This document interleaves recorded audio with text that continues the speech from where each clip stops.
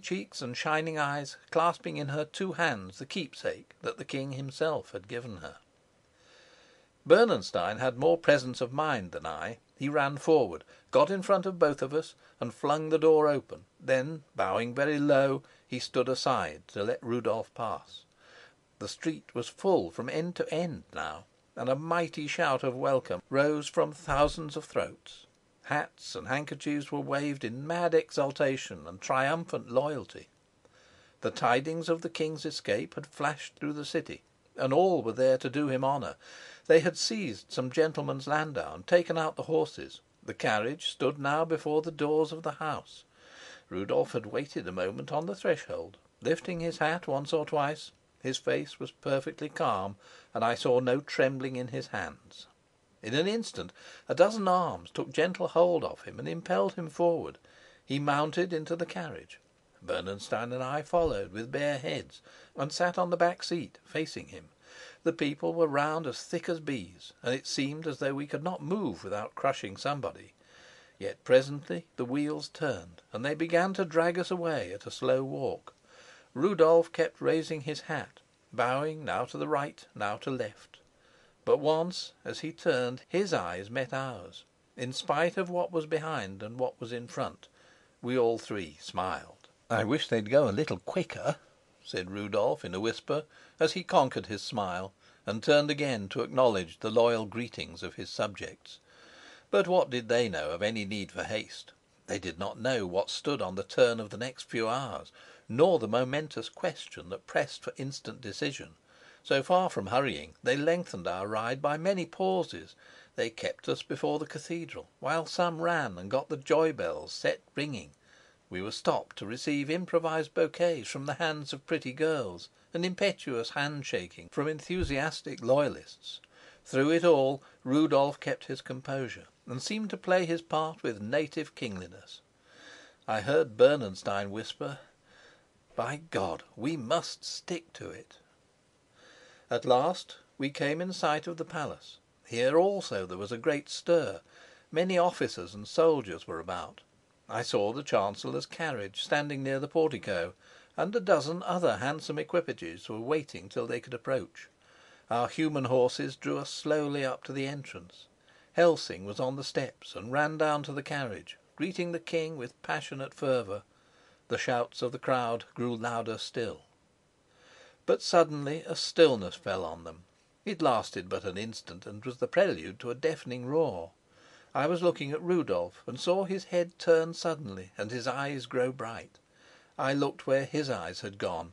There, on the top step of the broad marble flight, stood the queen, pale as the marble itself, stretching out her hands towards Rudolf. The people had seen her. She it was whom this last rapturous cheer greeted. My wife stood close behind her, and farther back others of her ladies. Bernenstein and I sprang out. With a last salute to the people, Rudolf followed us. He walked up to the highest step but one, and there fell on one knee and kissed the queen's hand. I was by him, and when he looked up in her face I heard him say, "All's well. He's dead, and the letter burnt." She raised him with her hand. Her lips moved, but it seemed as though she could find no words to speak. She put her arm through his, and thus they stood for an instant, fronting all Strelsau.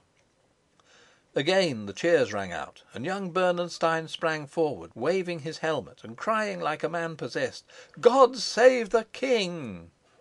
I was carried away by his enthusiasm and followed his lead.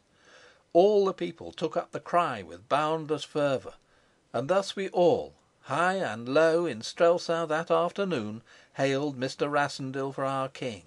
There had been no such zeal since Henry the Lion came back from his wars 150 years ago.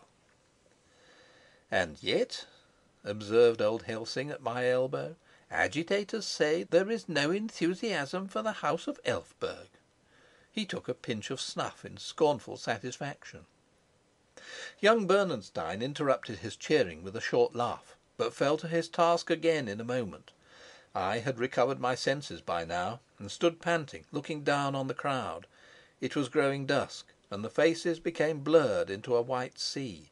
Yet suddenly I seemed to discern one glaring up at me from the middle of the crowd, the pale face of a man with a bandage about his head.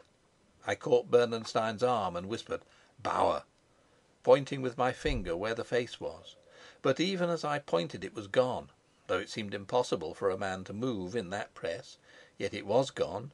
It had come like a cynic's warning across the scene of mock triumph, and went swiftly as it had come, leaving behind it a reminder of our peril. I felt suddenly sick at heart, and almost cried out to the people to have done with their silly shouting. At last we got away. The plea of fatigue met all visitors who made their way to the door and sought to offer their congratulations. It could not disperse the crowd that hung persistently and contentedly about, ringing us in the palace with a living fence.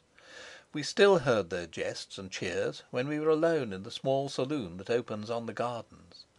My wife and I had come here at Rudolf's request. Bernenstein had assumed the duty of guarding the door. Evening was now falling fast, and it grew dark. The garden was quiet. The distant noise of the crowd threw its stillness into greater relief. Rudolf told us there the story of his struggle with Rupert of Hentzau in the attic of the old house, dwelling on it as lightly as he could. The queen stood by his chair. She would not let him rise. When he finished by telling how he had burnt her letter, she stooped suddenly and kissed him on the brow. Then she looked straight across at Helga, almost defiantly, but Helga ran to her and caught her in her arms. Rudolf Rassendyll sat with his head resting on his hand. He looked up once at the two women, then he caught my eye and beckoned me to come to him. I approached him, but for several moments he did not speak. Again he motioned to me, and resting my hand on the arm of his chair, I bent my head close down to his. He glanced again at the queen, seeming afraid that she would hear what he wished to say. "Fritz," he whispered at last, "as soon as it's fairly dark I must get away. Bernenstein will come with me. You must stay here." "Where can you go?" "To the lodge. I must meet Sapt and arrange matters with him." I did not understand what plan he had in his head or what scheme he could contrive, but at the moment my mind was not directed to such matters. It was set on the sight before my eyes. "And the queen?" I whispered in answer to him. Low as my voice was, she heard it. She turned to us with a sudden startled movement, still holding Helga's hand. Her eyes searched our faces, and she knew in an instant of what we had been speaking. A little longer still she stood, gazing at us. Then suddenly she sprang forward and threw herself on her knees before Rudolf, her hands uplifted and resting on his shoulders. She forgot our presence and everything in the world, save her great dread of losing him again. "Not again, Rudolf, my darling! Not again, Rudolf! I can't bear it again." Then she dropped her head on his knees and sobbed. He raised his hand and gently stroked the gleaming hair, but he did not look at her. He gazed out at the garden, which grew dark and dreary in the gathering gloom. His lips were tight set, and his face pale and drawn. I watched him for a moment, then I drew my wife away, and we sat down at a table some way off. From outside still came the cheers and tumult of the joyful, excited crowd. Within there was no sound but the queen's stifled sobbing. Rudolf caressed her shining hair and gazed into the night with sad, set eyes. She raised her head and looked into his face. "You'll break my heart," she said. Chapter 19.